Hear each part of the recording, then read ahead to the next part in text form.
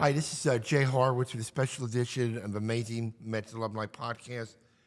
Happy to have Doug Flynn, Tony Borg, and Alan Herbert. We just completed, Doug, your, 93rd fantasy camp here? At least. Fantasy camp is great, the baseball. But these two guys sitting next to me, it really shows what the reach of the fantasy camp is.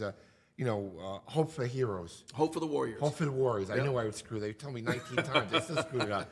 I know it's something that you and Johnny Bench started a while ago, and it took its own life here, right? In well, Hope for the Warriors actually was started by a lady whose husband came back from the service and realized that there had to be something done for the men and women that were coming back, that there was actually, in many instances, no one there to deal with them with all the things they'd been through. So Hope for the Warriors is just a good program. So they'll take and talk to the military men and women like Tony, who once they come out of the service, none of us, trust me, can ever imagine what they have gone through. So I don't sit here and say, well, yeah, I know, Tony, I know what you've been through. There's no way, that would be stupid. So what Hope is doing is we're saying these people deserve a great quality of life. They've busted their butt. They've given their lives. Some of them have even lost a lot of limbs so that we could go out and fulfill a dream as a baseball player. So Johnny and I got involved with it, and we're very fortunate to have Tony with us here at camp. Just as a quick aside, Kangaroo Court last night raised $7,000, and a camper, unnamed camper, donated. Well, Jay, we've had an upgrade since I talked to you, I think. So the first week we donated $7,000, and we had someone match it to take it to $14,000. So camp last night, in the second week, we raised another $7,000, and a very generous person walked up and says, "I'm gonna throw $20,000 in the pot." That's great. So that's over $40,000 for Hope for the Warriors. I mean, this is more than baseball we're talking about, guys, right? They can tell you that. For me, it is. I get a chance to see teammates and former players and guys that did play before and after me. And that's always a thrill because we've got a lot of generations of baseball here, a lot of baseball knowledge, and the game has certainly changed from the 60s, the 70s, even the 50s. We got some people here that were in the 50s. So the game has changed, but what we want to tell them, between that lines, it really hasn't changed that much. You still got to catch it, throw it, and hit it. But I'm great because a guy like Tony, who's here, tell this experience for you. What is it like? What has it been like for you, Tony? I've been telling everybody it's like having Christmas for the past 6 days. I'm having a blast. I meet baseball players who I watched on TV, and then seeing my fellow New Yorkers. It's like I'm being back in New York, even though I live in Florida. It's an experience that I will remember forever. Getting these autographs on bats, balls, taking pictures with them. It's just, hey, I have it in my mind, and I also have it on. It's going to be on my wall when I get back home. Tony, can I ask where you served without prying? I mean, where did you serve? I served 28 years in the Army and the Navy. I did 2 tours in Iraq. My first tour was 2003. 2004, I was there for 22 months.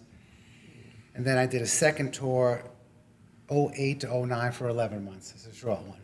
Wow. Yeah. And Jay, for the guys, you think you're just doing one tour, but back in those days, you guys were doing 2, 3, 4 tours, weren't you? Yes. I mean, I would have stayed in the Army until I was 60 years old, but my last tour from the burn pits, I got lung disease.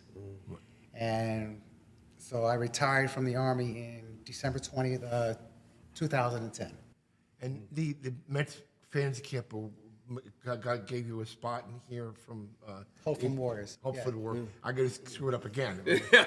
Well, Jay, here's the thing, Jay. When we started doing this, we always felt like, and I came to Doug Dickey, who runs our camp, and I said, what are the chances of us being able to have a Warrior come over here and participate in the camp? Of course, he was all in for it. And so now we've got a history of bringing someone in and letting them play and be a part of a team. In every fantasy camp, we're hoping we'll pick up that idea and be able to do that. Alan, I see you're from Brooklyn, right? No? Yeah, absolutely, yeah. I'm born in Brooklyn. Oh, you're born in Bedford Avenue in Brooklyn? I'm sorry. Bedford Avenue in Brooklyn? Absolutely, yeah. All right, tell me, you're Great Britain, right? I was born with the ability only to smell disgusting things. How did you get Larry from David. Great Britain to Mets fantasy camp in Port St. Lucie, Florida? Well, I was in Manhattan in 2007, I think, and I didn't know anything about American sports at all. And I went past the Mets store on, I think it was 40th 40th Street and Bryant Park there. And I went in, I thought I'd buy myself a souvenir. And it was a Pedro Martinez jersey. Number 45. That's it. Yeah. And I thought, okay. So I bought that. Didn't even know what sport it was. Yeah. Okay. So I take it home. And then, to be honest, I mislaid the jersey fairly shortly afterwards, and I thought nothing of it. And then I found it again, and shortly after, Johan Santana threw his no-hitter. Right. And I June thought, 1st, that's my team, that 2012. is. So it's like, okay, they're all over the television. You can't remember Hope for the Warriors? No, You can remember that? whatever. It's be my age, you know. And so I was on the internet, Mets, and it came up, and I thought, well, I'd quite fancy a go at that. So I called Doug, and he made it sound just so simple, like as if it was just, yep, sign up, and we can do it. What did people? You're 7'2", right? Yes. Size? How big are your shoes? Size 18. What did the guy say to you? What are you here for? I mean, you kind of. I understand you're probably the most popular camper here. You know, everybody loves you. That's very kind, but I'm sure it's far from the truth. But what did they say? They kind of say, "How did you get here?" And, Yes, a lot of people want to know how I became a Met fan and how I started with baseball, but it was very off chance, to be honest. I didn't know anything about the sport at all, but as soon as I got into it, and you realise how wonderful the Mets organization is and how cool fantasy camp is, let's face it, then from there I'm not going to stop doing this. Is there a big Mets contingent in Britain? Yes, there's certainly a Mets fan base there. Yes, it's largely online, but it's growing all the time. There's a big presence of Mets fans. Tony, you guys ever been to Citi Field at all, Shea or? Shea Stadium. Yeah. Wow. It's funny. I was born in Queens. I left when I was 6 years old. Then we moved back to Long Island. My father was a bread man, so I used to go to work with him 5 o'clock in the morning. Then when we're done, we go watch the Mets play. I mean, I wish we did it when I was younger, when we lived in the city. Easier for me, not to worry about going to work at that time with them. But I just Shea Stadium, went to several games there, and it was I just love it. There's no other sport. Baseball is it, man. Agreed. Doug, what's it mean with the guys who are down here? You know, guys like Glendon Rush and Todd Pratt, the guys who spend the time with the campers. I mean, it's the guys. You don't have to be Joe Superstar to do well down here, right? Joe Superstar doesn't come to our camp all the time. Our camp is made up of pros who love the game. They love being around people. They don't mind spending 10 hours, 12 hours. Because people say, oh, you got to go to Florida. What a great vacation. It is if you like getting up at 6 o'clock in the morning, going to bed at 10 at night. We like to tease around here. It's dark when you get to the ballpark, and it's dark when you leave. I have such respect for the pros that come here because they give up their time. It's not about the money. I mean, we're working on that. Hi, Doug. But it's, to find guys that played before you and hear a little bit about the game, how it was then. What was it like when you played? What was it like for the guys coming up? And it takes a special person to do that, Jay. Right. It's not always the biggest names in the game that come here because they'll either want more money, they don't have time to talk to guys, or to the guys where the game came very easy, it's really hard for some of them to articulate that to other people. So most of us feel like we were blessed to play. We're in that 95, 99% where you didn't know if you were going to have a job from one day to the next, but you will love the game, so you're going to be here. So I love the pros that are here. Yeah, Alan, you're battling an illness right now. Yes, I was diagnosed, I think 2 years ago now, with stage 4 melanoma, which I've been getting treatment for that, and it seems to be going very well, so fingers crossed for that. You were able to compete in it all? I mean, just on the field and stuff? Yes, it was I don't think it was ever really a case of that stopping me doing anything, as long as I kept my treatment going and didn't go out and get drunk 24/7. Baseball wasn't your number. There's always a temptation. That's what Baseball wasn't your number. What was your favorite sport in Britain? It was. I grew up with soccer in England, and I from age about 4 or 5, I loved that, and just couldn't get enough of it. Tony, is there one favorite guy that you met? I mean, there one guy you look forward to meeting the most? Mine was Mookie Wilson and Doc and Strawberry, but Strawberry's not here. But I remember from 1986. Right. And it's like, I remember when they both started in baseball, when Mookie first stole base, and it was like, oh man, this is so cool. Watching it on TV, and it's just, they were just outstanding baseball players. And then I started doing looking back at other baseball players, is the weirdest thing. When I met I'm gonna call him commissioner. I'm sitting there, I'm just minding my own business, and he came up to me and he started talking to me. I was like, wow. I didn't know what to say to him at first, but then, I relaxed and I started talking, having a conversation. If you go up to any of these professional baseball players, they will have a conversation with you. They're not, you guys have a lot of status. If you do that to a movie star, they don't want to be bothered with you. These guys are down to earth, very good people. Doc, I gave him a ride here to go to casino night, and he was like, where are you from, Anthony? I said, I live in Tampa. I'm north of Spring Hill. He goes, I come down here for Thanksgiving. He goes, I got to give you my number. I was like, okay, this guy really going to give me his number? So the next day I saw him, he goes, Tony, I want your number. So we exchanged numbers. Doc gave me his number.